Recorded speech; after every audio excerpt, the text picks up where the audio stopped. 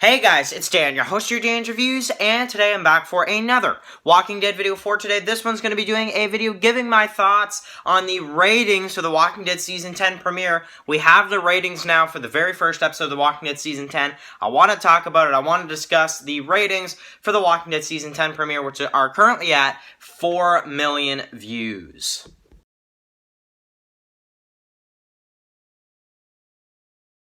Okay guys, so I wanted to do a video talking about the Season 10 rating video. We're also going to get into some of the Q&A questions with you guys, some of the Q&A questions you guys left. I do have a theory I want to talk about as well in this video from David Fairley.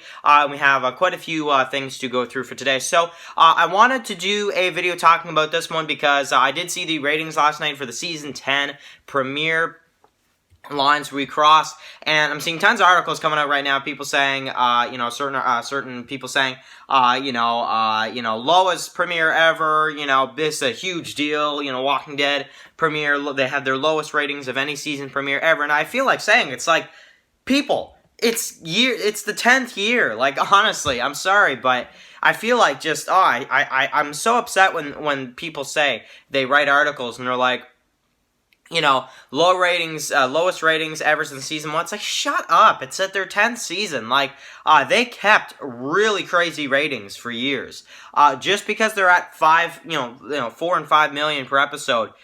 I'm sorry, but that's pretty good compared to most TV series. So, so the Season 10 premiere, is at 4 million exactly, views for the premiere. Now, what do I think about that? I mean, it kind of, it makes sense, Season 10, Episode 1, 4 million views. That's actually better than I thought, because when I was going into this, I was like, okay, obviously there's a lot of people that saw it on premiere. People were uploading it on YouTube. They were uploading it on Facebook. They were uploading it. People were uploading the Season 10 premiere all over the internet. So the fact that it actually still got 4 million views on cable in the US is crazy in of itself. Plus, you have to count the other countries that watch it, and also all the people that probably watched it online, and then all the people that watched it on AMC Premiere. You're probably looking at close to 6 or 7, maybe even 8 million views when you combine all that together. But 4 million views for the premiere that actually watched it on cable on October 6th when it came out, which is pretty good. So, even though it's the lowest rated premiere, I mean, I wouldn't worry about it, to be honest. I think the premiere honestly did very well. But anyway, guys, let's get into some of the Q&A questions you guys left. Okay, so the very first one I want to get into is a comment. Well, it's a comment, kind of a question, but mainly a theory from David Fairley, who I actually meant to talk about this a couple videos back. I want to discuss this theory real quick because I absolutely love it. I think it's you could say it's out there for sure, but I think it's something that I could see happening in the show. So basically, David Fairley has the idea that Siddiq in the premiere was freaking out. Obviously he has PTSD and stuff from the Pikes, but the thing is that we didn't actually see the kill on those 10 victims. We didn't actually see that. We see Alpha with the bloody sword, and that's it. But, or machete or whatever. The theory is that David has right now is that we could actually see a reveal that Siddiq was forced to kill all 10 of those Pike victims because Alpha maybe threatened him and saying, I will kill Rosita and the baby and people at Alexandria. I will kill people you care about if you don't kill these people. And Siddiq had no choice but to do it.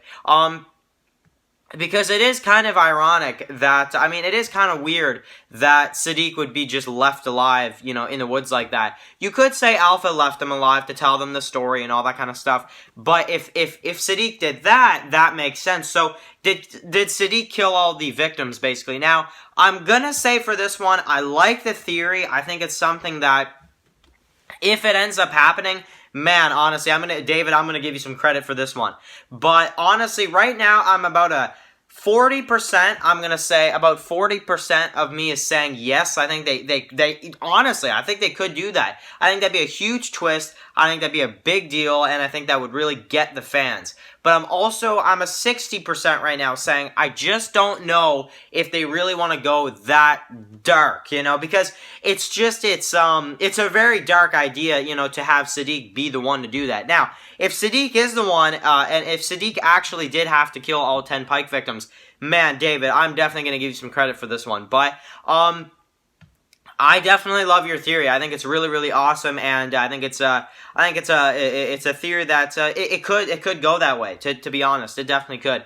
But yeah, anyway, David Fairley, thank you very much for the theory. I really like that. Now, a few more of you guys Q&A questions, and then we'll end the video, guys. Okay, next question comes from Brian Archam, who says, do you think that Daryl and Beta will have a round 2, so a second fight? Now, Daryl and Beta obviously had a crazy, crazy fight, and I think Brian Archam is probably onto something here. I don't really think you could just leave that. I know we're probably going to see, should I say it? No, but there's a character in the comics that does fight Beta, and Beta does, and Beta and this character do fight. It's not Daryl, it's somebody else. Daryl does not exist in the comic. You guys know, comic readers know what I'm talking about. There's going to be that fight with Beta versus blah, blah, blah, this season. But, I think Daryl and Beta have to have another fight. Whether it's in the first half or second half, I don't really care, but we need to see one. I mean, really, we need to see it because that fight, we gotta see Beta. We gotta see Beta also kind of get Daryl as well, because Daryl really got Beta good, but Beta's gotta get revenge as well. So I don't know. Maybe they won't, but I don't know. I think a round 2 with Daryl and Beta fight, I think is kind of necessary, especially seeing how epic the first one was. People really like that fight. So, people are calling that, like, the moment of Season 9. I've heard a lot of people saying, like, that is the best scene of Season 9. I don't know if I'd agree with that, but because all the Rick stuff. But, yeah, really, yeah, we got to see another fight for sure. Thank you very much, Brian Archer, for the question. Next one comes from Daily Dead Nation, who says, are you excited for Gamma's character? Thora Birch looks like she's going to be playing a great Gamma character, and kind of asking me what I think about Gamma's character going into the season. So, I've kind of answered this question a little bit in one of the other Q&A videos, but yeah, I think Gamma is one of those characters it's very unpredictable what they're going to do with her, because she's not in the comics, so definitely they're going to have to, do a pretty interesting storyline with her. I'm really excited to see if Gamma maybe is the one that tries to take over the Whispers, if maybe Alpha or Beta could get killed, if Gamma will have more of a leader-type position. So, I really like the stuff they're doing with Gamma already, just from the previews. I think it looks great. And Thora Birch, she's a very famous actress, so yeah, I'm excited for her. I think she might be my most hyped new character for Season 10, for sure, because they have announced a few others, but she's the one character I'm really, really excited to see. Thank you very much, Daily Dead Nation, for the question. By the way, go check out his channel. He does some Walking Dead videos as well. Shout out for today goes out to Daily Dead Nation, for sure. And then the final question for today goes from Riptide Reacts, who says, do you think that we will actually get to see the Whispers take other people in and kind of see the process of how you can, join the Whispers and stuff like that? So, I don't know about that, because the thing is that, I think that'd be cool, but then again, maybe you're right, because I don't know if Gamma is actually a character that we're supposed to think was there the entire time, or if Gamma's a character that they actually met up with during the time skip. So maybe Gamma could actually be one of those that's actually a new Whisper, but it doesn't seem like she is. I think they're going to try to make it seem like she's been there the whole time, but, oh man, I hate when Walking Dead does that, but, going into a new season when they do that, and, you have to pretend like that character was there the entire time, even though we never saw them. Same thing with, like, Carter, they introduced Alexandria in Season 5, and he was never there, and in Season 6, we're supposed to assume that Carter was there the entire time, stuff like that. I think they're going to try to do that with Gamma, but Gamma could be a new one, and seeing the process of how the Whispers decide who can join them and all that kind of stuff, I think that'd be cool. I don't think they'll do it, but if they do, I think Gamma will be the one for sure. Thank you very much, Riptide Reacts, for the question. Everybody go check out Riptide Reacts' channel. I've done quite a few shout-outs for people in the last couple days. I've done one for Brian Archam, one for Riptide Reacts, and one for today for Daily Dead Nation. All three are Walking Dead channels. Go check out their channels. They're really, really awesome, guys. So yeah, that pretty much wraps up this Q&A video, and also, of course, I want to give my thoughts on the ratings for the Season 10 premiere being at 4 million, even though there are people that watch it online, people that watch it on premiere. Stuff like this, you know, some people that record it and watch it late. So, you know, honestly, 4 million is good, and then there's also probably a couple million that probably watched it in a different way. So, yeah, we've got quite a few fans for The Walking Dead still, guys, honestly. Especially compared to Fear. Fear is probably, like, Fear is almost below 1 million views per episode. You could add in the extra AMC premieres. Fear probably has, like, a little below 2 million views per episode.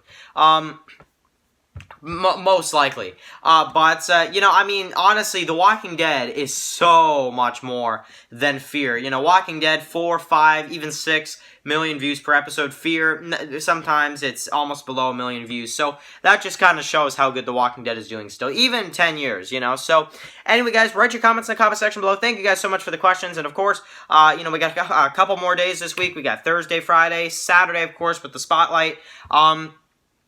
And then, of course, we will be back on Sunday for the review for Episode 2 and the predictions for Episode 3, guys. So, really enjoying the daily videos, guys. If you guys enjoy these daily videos for The Walking Dead, click that like button and click that subscribe button if you're new. And, of course, I will be doing some more Walking Dead videos this week. I'm not sure how many more I'll be able to do, but I do want to at least make a few more videos leading up to Episode 2 and all that kind of stuff. So, anyway, guys, thank you guys so much for watching this video, and I'll catch you guys really soon for another video. Peace out.